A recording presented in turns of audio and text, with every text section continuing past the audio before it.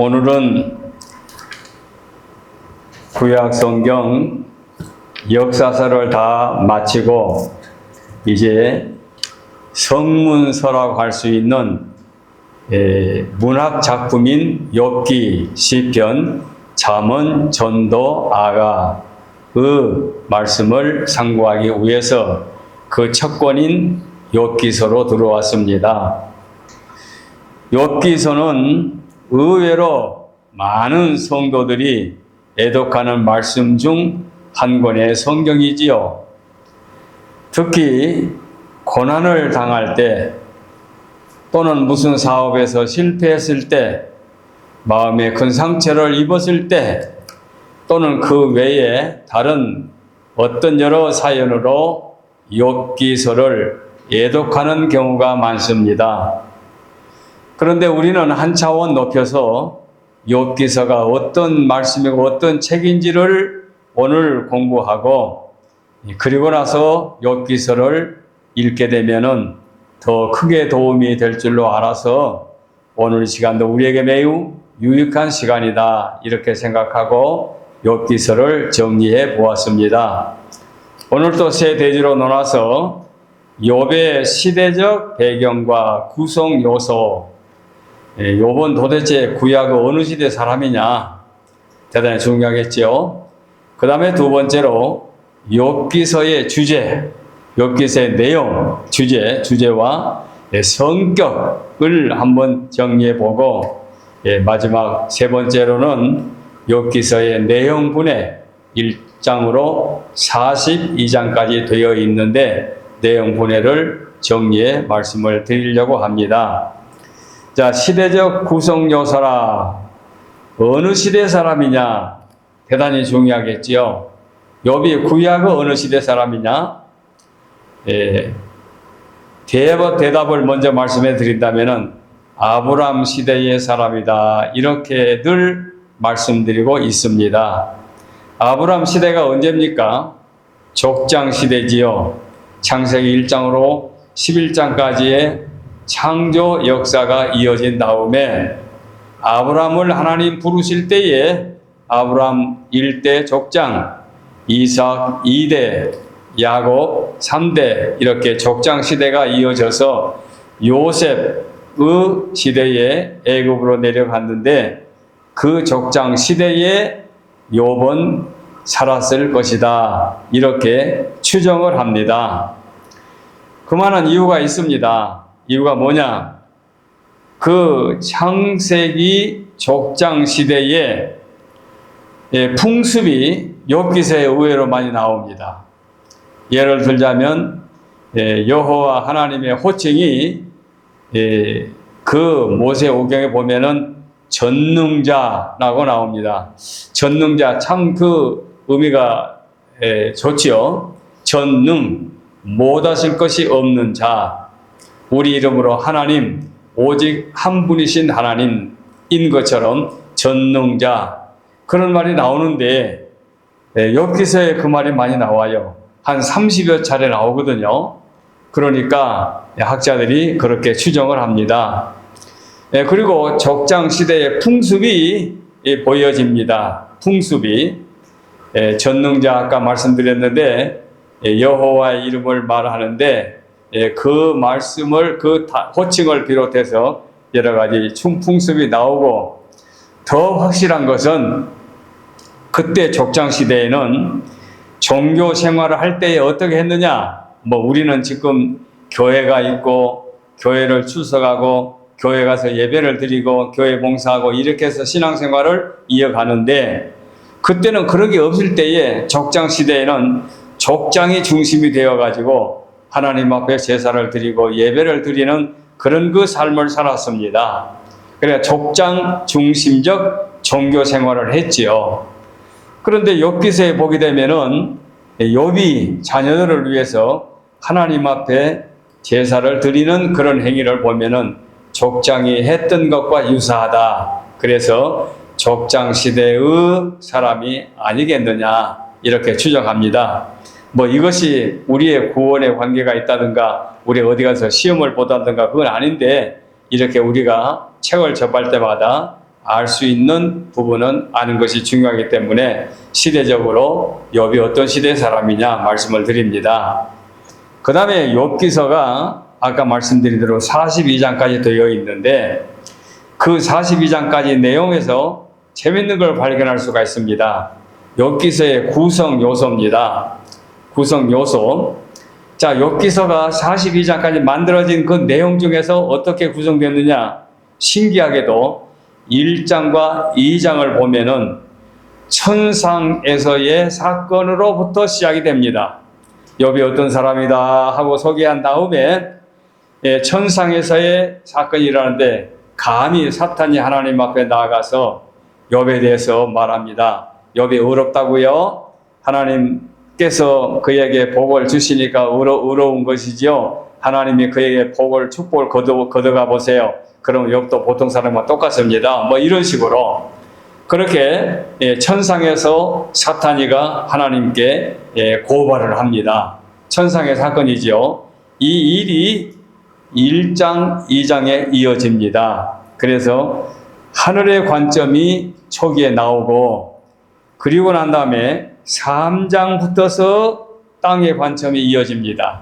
이렇게 구별이 돼요. 하늘에서 사건, 땅에서 사건.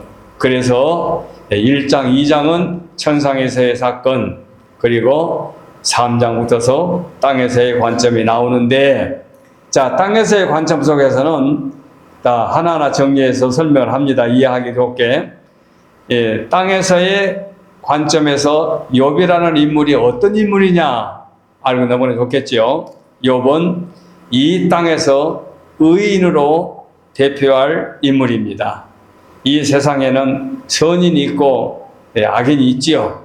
그런데 악인의 허다히 많지 않습니까? 여러분 주위도 악인들 때문에 얼마나 상처받은 삶을 살았습니까? 저도 성직자의 삶을 살면서 성직자 중에서 사람들의 상처를 주는 사람들 때문에 많은 상처를 입었습니다. 그렇게 이 땅에는 악인들이 많아요. 직책을 초월해가지고. 그런데 욥은 의인을 대표하는 인물이다. 이렇게 정리할 수 있고, 그 다음에 또 하나 욥은 어떤 사람이냐? 욥은 자기의 성실성을 끝까지 간직하고 신실한 삶을 살아가지고 하나님께 최후의 갑절의 축복을 받았다. 대단히 우리에게는 와닿는 중요한 문제지요. 그리고 욥기서 자체가 아까 내가 처음에 말씀드린 대로 지혜의 문학서적, 성문서에 해당하는 그런 책으로 분류한다. 이렇게 하나하나 정리해 나가면 도움이 될 줄 압니다. 자, 지상에서의 사건이 이어집니다. 자, 이제 인물로 나가보면은 욥이 인물로 등장하고 욥에게 세 친구들이 나옵니다. 자, 욥이 견딜 수 없는 고통을 당하고 있으니까 친구들이 사실은 위로차 온 거예요. 위로차 왔어요. 위로차 왔는데 그 위로가 결국은 욥에게 큰 상처를 주고, 야, 네가 죄가 없으면 이런 환난을 당할 수 있느냐? 우리가 모르는 네가 하나님께 범죄한 것이 있지 않겠느냐? 그러니 그거 회개하면 네 문제가 해결될 거다. 뭐 이런 식으로. 그러니까 욥이 어떤 시험을 당하는지 그 친구들은 알지도 못하면서 자기를 나름대로 판단해가지고 우리가 모르는 범죄가 있지 않겠느냐. 즉 말하면 인과 응보, 이 땅에서의 원인과 결과, 그런 그 생각을 가지고 욥에게 위로한답시고 하는데 그것이 결과적으로 욥에게 큰 상처와 고통을 주게 된 거지요. 그래서 하나님은 너희가 나를 가리켜 말한 것이 내 종 욥의 말과 같지 못하다 하고 내중에 42장에서 하나님이 친구들에게 말한 거 보면은 친구들이 위로차 왔지만 그 위로가 별 효과가 없었다. 오히려 상처가 되었다. 이렇게 말씀드릴 수 있습니다. 자, 그렇게 정리해 나가면서 욥의 친구들이 하는 자세가 어떠냐? 하나님이 어떤 분인가 하는 것을 인간은 단정 지을 수가 없습니다. 아까도 처음에 말씀하는 전능자, 이것은 전능자이면서 또 다른 이름으로 표현할 수 있죠. 하나님으로 표현할 수도 있고, 또 전지, 전능만 아니라 전지, 무소, 구제, 뭐 이렇게 또는 창조주, 사랑의 하나님 또는 공의의 하나님 여러 가지 의미로 이름을 붙일 수가 있는데 우리 인간의 말로 우리 인간의 두뇌로 하나님이 어떤 분인가를 단정 지으면 안 된다. 그런 의미에서 친구들의 위로는 역효과를 가져오게 된 거지요. 그래서 친구들의 그 주장이 온전하지 못한 것을 말씀드리고 그 다음에 두 번째로 위에서 금방 나왔지만은 인과 응보적 사상을 가지고 욥에게 나옵니다. 그것은 사탄도 마찬가지예요. 하나님이 욥에게 주신 축복을 걷어보세요. 그러면 욥도 똑같습니다. 하는 것과 똑같은 인과 응보적 주장, 즉 사탄과 같은 생각을 비슷한 생각을 가지고 욥에게 임하게 됐지요. 자, 그래서 신앙 자체를 뭘로 판단했느냐? 한국에서 흔히 볼 수 있는 기복신앙, 세상적 축복, 물질적 축복, 건강의 축복, 모든 이 땅에서 삶 속의 형통을 축복으로 생각하게 된 거지요. 우리는 거기다가 플러스 천국 백성으로서 하나님의 나라를 소망하고 사는 것이 우리의 참된 신앙인의 자세 아니겠습니까? 그 다음에 세 번째로 욥은 이야기하다가 하나님께 호소하고 하나님과 대면하는 것을 끝까지 갈망하지만 9장에서 13장에서 22장에서 또는 31장에서 다 나오는데 욥의 친구들은 하나님께 호소한 일이 없습니다. 욥과 친구들이 그게 달라요. 근본이 다른 거죠. 그래서 욥에게 위로를 해주려고 온 의도는 좋았는데 결과적으로 욥에게 상처를 주었다고 말할 수 있습니다. 친구들의 위치가 그렇습니다. 자, 지상에서의 삶 속에서 욥, 그 친구들.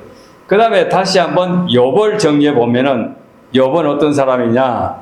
욥도 하나님 앞에서 부족한 사람이죠. 성경은 의인이라고 묘사했지만 욥은 인간의 한 사람에 불과하지 신은 아니지요. 그러니까 욥에게도 부족함이 없지 않아 있을 것입니다. 저와 여러분도 마찬가지입니다. 우리의 허물이 얼마나 많습니까? 나이가 이만큼 들고 나니까요, 내가 혼자 있게 되면 지난날에 잘했던 일보다는 잘못했다는 일이 많이 생각이 나요. 그것은 뭡니까? 이제 나이가 드니까 더 지혜가 더 이제 쌓아진다는 얘기지요. 나의 부족함을 깨닫게 된 거지요. 마찬가지로 욥도 부족함이 있다는 얘기지요.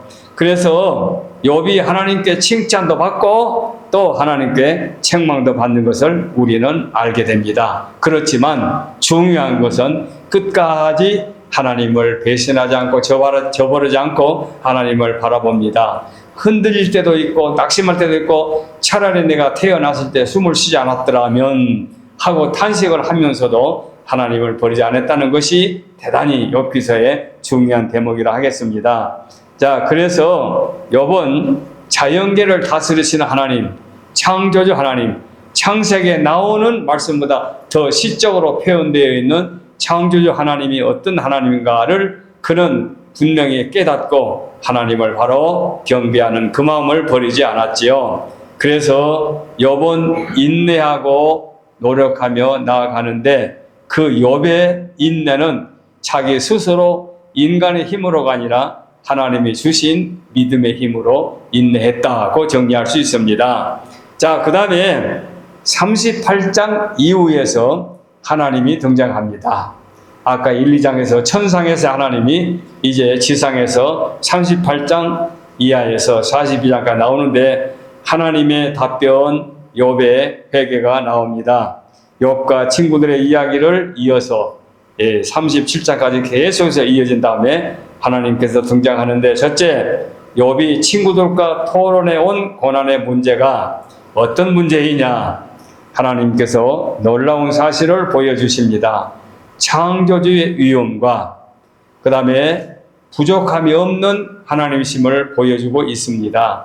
세상 만물은 다 하나님이 창조하셨으니 그 만물을 통해서 하나님이 역사하신 것. 그래서 욥은 하나님께 말을 하는 대신에 겸손히 말씀을 듣겠다고 귀를 기울입니다. 그래서 티끌과 재에 앉아서 회개합니다 하고 42장에 나오지요. 피조물로서의 자세를 그대로 보여줍니다. 하나님께 감히 내가 죄가 없는데 나는 이렇게 성실하게 살았는데 나는 하느라고 했는데 어찌 내 그 정성을 기억하지 못하고 이렇게 벌을 내리십니까? 이런 원망을 하는 것이 아니라 자기는 티끌 같은 죄인이고 하나님 앞에 피조물로서의 겸손을 나타내게 된 거지요. 자, 그런데 이 본서를 보게 되면 사탄의 패배는 글로 표현하지는 않았습니다. 그러나 41장에 보면은 하나님은 자신이 리워 야단, 개정 성경에 리워 야단이란 말 나오지요. 리워 야단을 그 성경을 보게 되면 밑에 가로 열어놓고 악어라고 그런 설명이 되어 있지요. 그래서 리워 야단을 완전히 통제하시는 하나님이시라고 밝히고 있습니다. 즉 말씀드리면 하나님은 만물을 통제하시는 전능자 하나님이라 그 말씀이지요.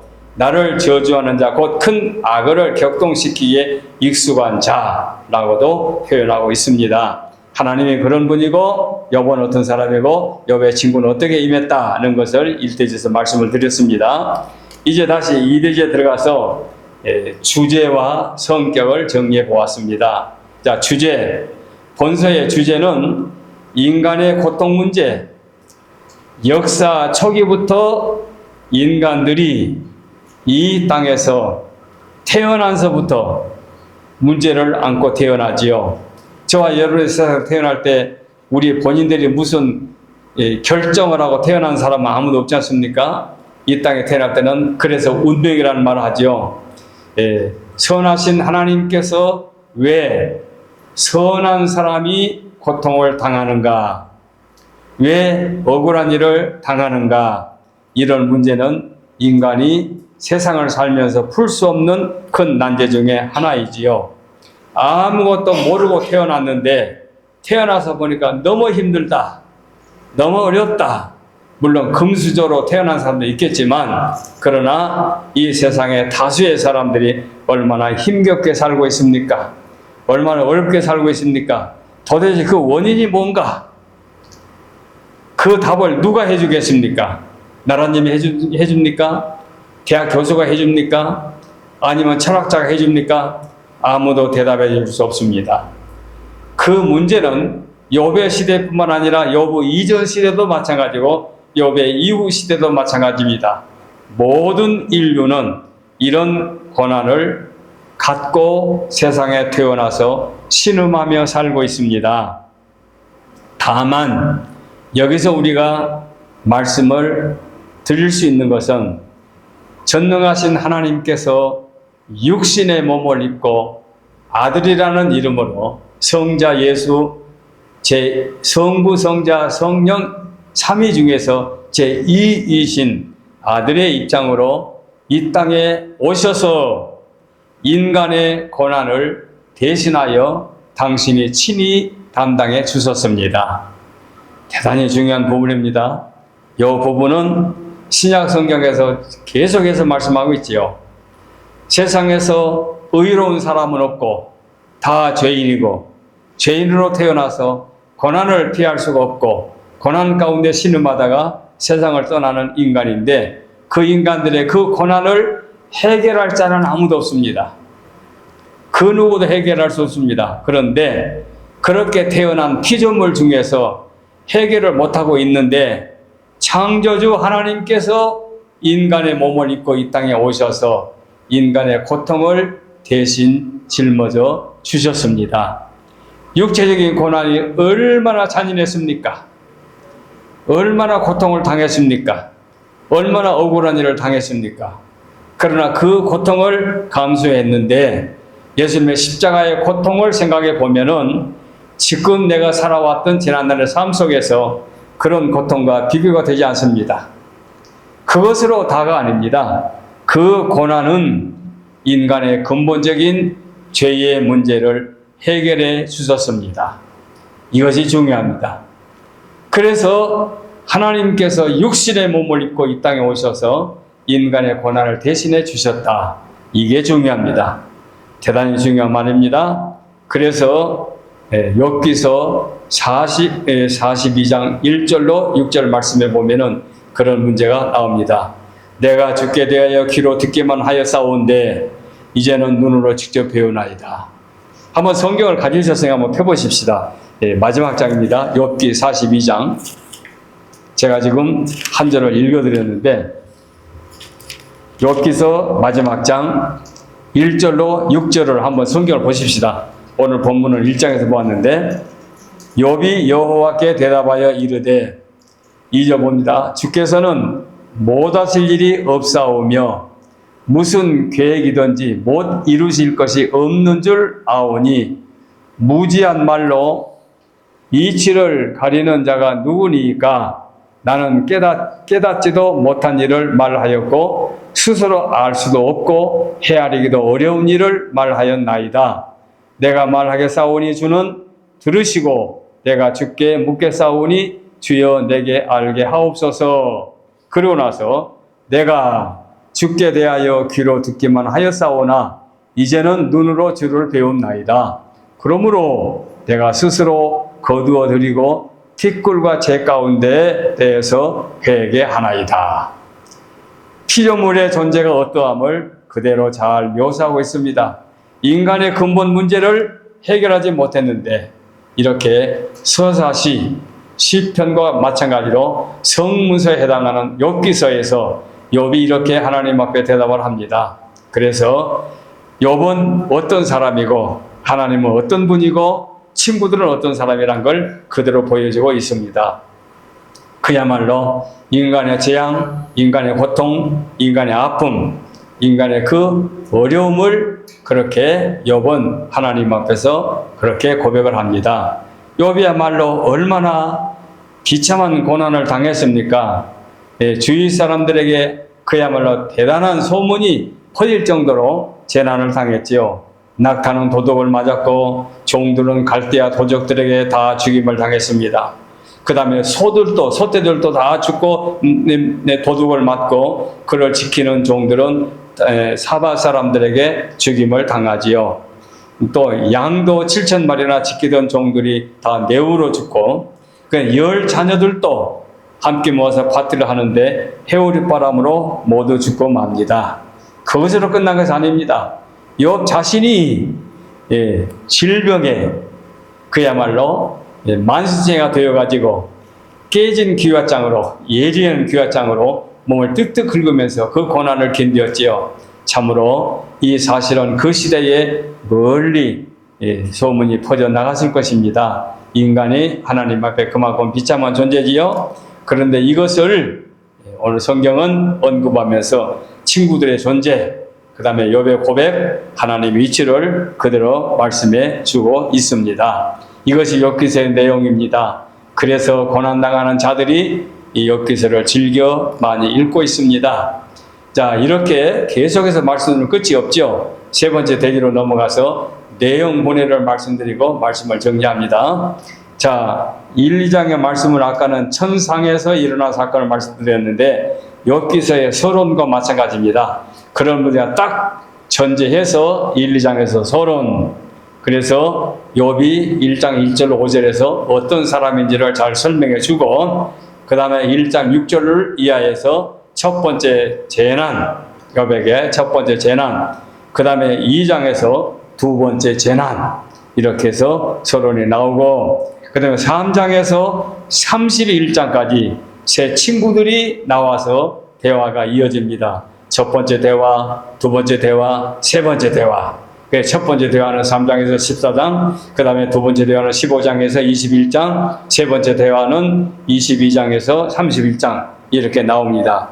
그리고 난 다음에 38장 이전에 31장에서 32장에서 30장까지 엘리후의 독백이 나옵니다. 엘리후의 독백, 엘리후의 발언이 나옵니다. 그리고 하나님의 응답이 나옵니다. 하나님의 심판도 나옵니다. 그 다음에 경건하게 하나님 앞에 나아갈 것을 말씀하고 그 다음에 못하실 것이 없는 하나님, 능력 많으신 하나님을 경외할 것을 말하고 있습니다. 엘리후의 독백이 좀 특이합니다. 그리고 난 다음에 38장에서 마지막까지 여호와와 욥의 대화가 이어집니다. 전능하신 하나님 여호와께서 첫 번째 질문이 38장 39장에 나오고 40장에서 41장까지 여호와의 두 번째 질문이 나오고 42장 1절로 6절에 욥의 회개가 나오는데 금방 설교 중간에 함께 성경을 열어봤죠. 그리고 난 다음에 42장 7절 이하의 17절에 욥이 회복을 받습니다. 어떻게? 친구들을 위해서 중보 기도를 하고 그 다음에 욥이 회복을 받는데 갑절의 축복을 받게 되지요. 이것이 욥기서의 내용입니다. 우리는 여러 유형의 성경을 갖고 있는데 66권 중에 욥기서는 우리의 삶 속에 대단히 영향을 미치는 중요한 책 중에 하나로 우리가 보관하고 있습니다. 결론적으로 말씀을 드립니다. 욥은 우리 시대로부터서 4,000년 전의 사람입니다. 신약 2000년, 구약 2000년, 4,000년 전에 살았던 우리의 인류의 선조 중 한 분이죠. 우리가 지금 읽어도 너무나도 생생하게 현실감 있게 표현을 했습니다. 참 문학 작품이라는 게 그런 가치가 있죠. 그래서 읽을 때마다 감동을 합니다. 그래서 이 욥기서가 특별히 우리에게 와닿는 부분이 많지요. 문학 작품이면서 와닿는 그 인물의 욥의 삶을 그렇게 우리는 느낄 수가 있죠. 그런데 중요한 것은 욥이라는 인물을 신약에 누구와 비유를 하냐? 예수 그리스도와 비교를 하고 대단히 관련이 깊습니다. 얼마나 관련이 깊으냐? 첫째, 하나님이 나의 종이라고 욥을 호칭합니다. 하나님이 나의 종이라고 호칭하는데 그리스도를 가리켜 의로운 여호와의 종으로 말씀을 하고 있습니다. 의로운 종, 그리스도, 즉 그리스도는 의로운 여호와의 종인데도 불구하고 십자가 지셨다. 그 예수님을 상징하는 욥의 삶을 보여주고 있습니다. 그래서 욥이 당했던 고통을 생각하게 되면은 참으로 예수님이 십자가에서 하나님 앞에 부르짖는 독백성에서 나의 하나님이여 나의 하나님이여 어찌하여 나를 버리시나이까 하는 고백과 유사점을 깨닫게 됩니다. 또 우리 인간의 삶 속에서 너무너무 고통스러울 때 또 고통을 견디다 못하고 스스로 목숨을 끊는 자도 있잖아요. 한두 사람이 아니잖아요. 그런 인간이 탄식할 때에 욥의 탄식, 더 나가서 그리스도의 탄식으로 연관을 지어보게 되면 하나님 앞에 인간이 어떤 존재임을 깨닫게 되고 욥 인물이라는 그 인물이 신약시대의 우리 주님의 이 인물의 그림자였다고 볼 수가 있겠습니다. 그래서 그분은 고난 가운데 신실했고 예수님은 그 고통 가운데서 범죄치 아니하고 십자가를 지셨다. 그 말씀을 드릴 수 있습니다. 그리고 욥이 끝까지 순종하여 갑절의 복을 받았는데 예수님도 끝까지 순종하여 다 이루었다 함으로 인류의 구원을 이루어 주셨습니다. 그래서 욥의 인내가 하나님의 승리인 것처럼 그리스도의 인내가 하나님의 더욱 큰 승리로 와 닿게 됩니다. 하나님의 일을 파괴하려고 했던 사탄은 욥의 시대에서도 뜻을 이루지 못했고 예수님 때에도 예수님을 죽이면 끝날 줄 알았는데 그 죽음까지도 인류를 죄에서 구원해 주셨으니 사탄은 파괴의 자리에서 일어나지를 못하게 된 겁니다. 그 다음에 둘째로 욥의 친구들을 위해 중보자로 마지막에 하나님 앞에 대신 제사를 드리는 그런 일을 하지요. 그야말로 착한 일을 했습니다. 친구들의 중보자였습니다. 우리 주님께서 우리의 중보자가 되셔서 우리의 죄의 문제를 다 해결해 주심으로 우리가 의로운 반열에 들어가서 하나님 앞에 나가게 되었으니 그런 중보자의 역할을 한 것입니다. 자, 욥은 결과적으로 인내와 신실함을 통해서 우리에게 큰 위로를 가져왔습니다. 자, 야고보서의 야고보 선생이 표현합니다. 보라, 인내하는 자를 우리가 복되다 하나니 너희가 욥의 인내를 들었고 주께서 주신 결말을 보았거니와 주는 가장 자비하시고 고통을 여기는 자시이라 하고 야고보 5장 11절에 나옵니다. 욥의 고통, 그리스도의 고통을 통해서 우리도 인내가 복되다라고 하는 것을 깨닫게 됩니다. 주는 가장 자비하시고 긍휼히 여기시는 자임을 보여주고 있습니다. 그리스도는 우리의 연약함을 알고 가엾게 여기시는 분이기 때문에 우리도 욥처럼 전능하신 하나님, 우리 주님을 바라보고 호소하게 되면 주님이 나에게 힘을 주시고 내 문제를 해결해 주신다. 이것이 우리 신앙의 골격이지요. 보다도 중요한 것은 욥의 삶 속에서 부활신앙을 보여주고 있습니다. 부활신앙 대단히 중요합니다. 오늘 아침 제가 잠깐 집에서 오기 전에 불교의 그 동국대학교 무슨 명예교수가 제목만 봤어요. 말씀하기를 불교에서는 영혼을 인정하지 않는다. 영혼이 없다. 그런 말을 하더라고요. 그 내용은 내가 다 읽지 못했는데, 그런데 욥기서를 보게 되면 부활신앙이 나와요. 어디에 나옵니까? 19장에 보니까 내 가족이 벗김을 당한 후에도, 성경에 그렇게 나옵니다. 내 가족이 벗김을 당한 후에도, 가족이란 우리의 몸이지요. 내가 육체 밖에서 하나님을 보리라. 이게 부활신앙의 핵심이죠. 대단히 귀한 말씀을 했습니다. 우리 주님이 이 땅에 재림하실 때 우리는 내 육체 밖에서 전능하신 하나님을 뵙게 될 것입니다. 그러므로 우리는 소망 가운데 그날을 기다리고 기대하는 삶을 살아야 될 것입니다. 제가 이 말씀을 준비하면서 느낀 바가 있습니다. 제가 교회를 다닐 때에 그때는 성경책 하나도 제대로 구입하기 어려울 때 어떻게 신약 성경 하나를 구입해가지고 교회를 다니는데 저희 아버님이 옛날 일찍에서부터 책을 많이 읽으신 분이었어요. 그래서 옛날에 소설책, 옛날에 이야기책이라고 그랬죠. 이야기책 즐겨만 읽으신 분인데, 그런데 그 신약 성경을 읽기 시작해가지고 참으로 수십 번 정독을 하셨어요. 그래서 신약 성경은 꽤 뚫고 계시고 신약에서 일어난 사건을 통해서 할머님도 귀로 듣고 다 알고 계세요.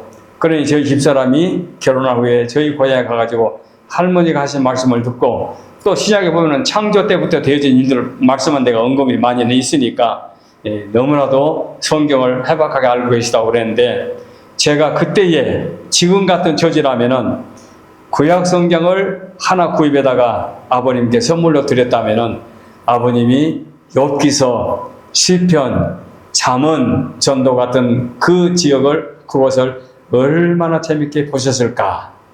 그리고 창세기의 창조의 사건들을 얼마나 실감 있게 보셨을까. 지금 생각하면 마음이 아파요.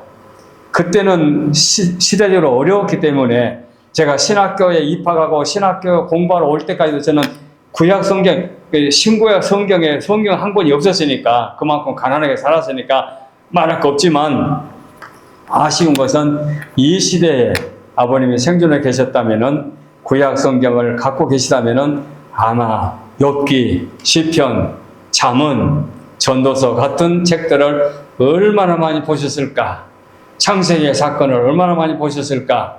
그리고 구약을 보고 신약을 보시면서 신약과 구약의 그 되어진 사건과 조건들을 얼마나 눈여겨 실감있게 보셨을까. 그런 아쉬운 생각이 납니다. 이건 설교에 없는 말씀인데 이 말씀을 제가 어저께도 느꼈는데, 여러분, 이 시대가 우리 시간이 더 가기 전에 여러분의 가장 사랑하는 내 가족들, 여러분의 이웃들, 내 친구들을 주께로 인도하여 구원의 반열로 인도하는 것은 하나님의 가장 기뻐하시는, 참으로 우리가 할 귀한 사명인 줄 아시고, 여러분 때가 지나가기 전에 맡겨주신 사명을 감당해 주기를 바라서 오늘 욥기서를 말씀드립니다. 이제 다음 시간에는 시편의 말씀을 또 상고하겠습니다. 시편도 150편까지 있지요. 어마어마하지요. 이제 그 말씀을 다음 시간에 하도록 하겠습니다. 기도하겠습니다.